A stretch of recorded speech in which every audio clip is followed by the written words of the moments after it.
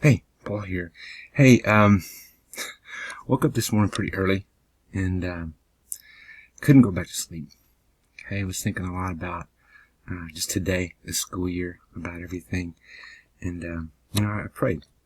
And while I was praying, I'm not saying I heard the words directly, but something just told me to tell my story. And I do have a story. I think about it a lot. So I'm not here to offend anybody. I don't want to make someone think something that I'm not, or I'm not doing this for attention or anything else. I just want to tell my story, and believe me, I've sat there and I argued about not wanting to, because there's definitely merit there, but I'll tell it. And if you want to listen, listen. In 03 and 04, I was part of a program, kind of a teaching teachers program in Kabul, Afghanistan, through the Center for Initial Private Enterprise. Okay, I was picked out of all the teachers in the United States because, well, I was the guy that married. I was his nephew, so that helped out. But I went to Afghanistan, spent the summers there, and then I come back and teach as part of the program in Afghanistan. They wanted actual teachers. They didn't want people with degrees. They wanted teachers. So I was there. And if you've ever been to Afghanistan in the 70s, it was a beautiful place. It was called the Paris of Southwest Asia. But it, when I was there, it was destroyed. Western Kabul was just flat. Just flat. When we bombed it, everyone's bombed it. It was a scary place. It still is. I haven't been there in a while, but it still is. It's a cat. I began working with the program. I'd go to schools and I'd help them put them in some business education programs, some leadership stuff through the universities, and it was good. In the mornings, sometimes we get security briefings, and through DynCorp, through Kenny, is a friend of mine, and they run a security company there, and we were told on this one specific day not to go to Enswari Wat, okay, because there had been some UN vehicles went through there. It had rocks thrown at them. And well, there were some U.S. soldiers that had been ambushed there. There'd been a firefight. It was kind of a scary place. And to put you back in time, this is back when a lot of trouble was going on with Koran and protests and riots and stuff like that. And it was a good place. But I found myself in a vehicle, and we used to take two vehicles in case one broke down or got blown up or whatever, and you could hop in the other one and go.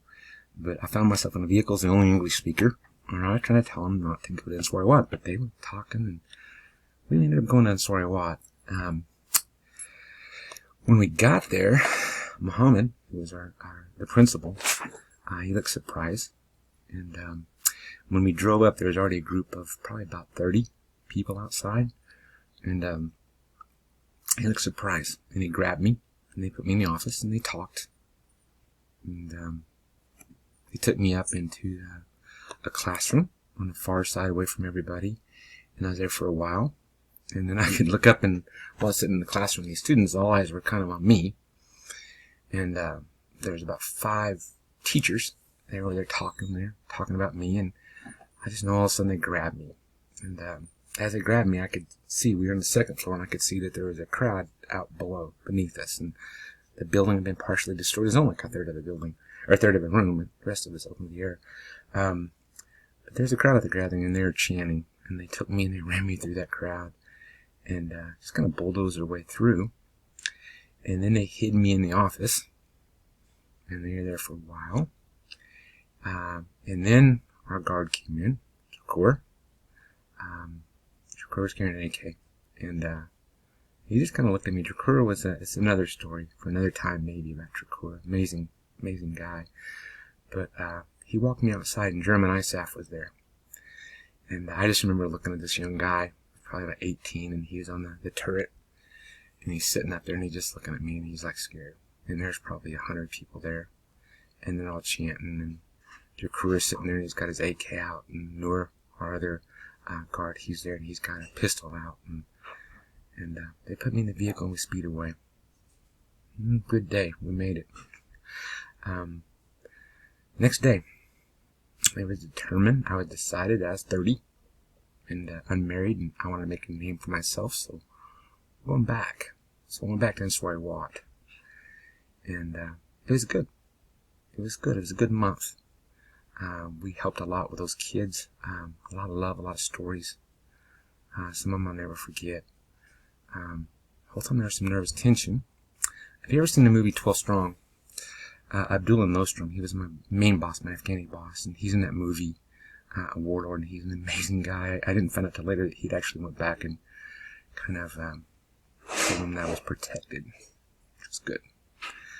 I went and thought I'd done a great job. Okay, proud of myself, thought I was going to make my name for myself. I came back home to the United States and began teaching, and I got a phone call. And Muhammad, about a month later, I remember I was outside and walking on the phone, and Muhammad had been taken out in front of his students by the Taliban and shot. And I just remember falling on my knees and just, I mean, what do you do? Well, for about 5 years I drank. I drank before, but I drank. Now I had a reason to. And I'm not saying anything about overcoming. I do know that the one thing that saved me was my wife and church. And, man, yeah, she saved me. Church saved me. God saved me. Okay, another story. I'll talk to you. If you want to talk about that, I'll talk about that. Guys, we're in a war. And if you don't believe that, war's all about fear. And we've got a lot of scared kids, a lot of scared teachers, And the one thing I do know is that we're going to win. It's going to be through each other. We each have our own role. Admin has their job. They're going to equip us with as many tools as we can. I was also in the military, and I was on a ship, and we had Subroc, ASRoc, 5-inch, 50 cal, 60 M60s. We had all sides. We even had sticks. I remember we had sticks. We trained with sticks well, there were batons, but all types. Admin's job is keep Epic alive. Just look at the press if you don't think we're in a war. We are under constant attack, and their job is to make sure we do good on the test, make sure we meet all those expectations, and we go above and beyond. And it's a good thing. Our job is the ground troops, the teachers, is to get in there and teach. And everything's against us. It's a climate of fear. And we're going to come under attack. And it's not going to be a physical attack. It's going to be right here. Thinking that we're not good enough. Thinking that this is too much. I can't do it. Sorry, my cat. One thing I know is this. I know that we have each other. And we have a world of experience. We're very young, but we've been here 10 years. And, man, we have a lot. I just encourage you, okay? If you're going to be a soldier, communicate. Talk.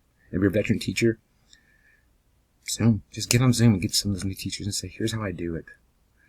Support your principal. Okay, Epic pays a lot of money about leaders, but I'm thinking really followers are what gets the job done. There's only one leader. There's one principal. There's 25 teachers. And we need to follow. We need to do what they say because there is a war and we need to meet all those demands. We need to do all that testing. We need to do all that stuff to the best of our ability. But we also got to meet those needs of those kids because that's what it comes down to. That's what the war's fought. That's who the war's fought for. Guys, I'm just saying, reach out. Okay? I don't even know if I'm going to send this, but it's made it. Part of it's done.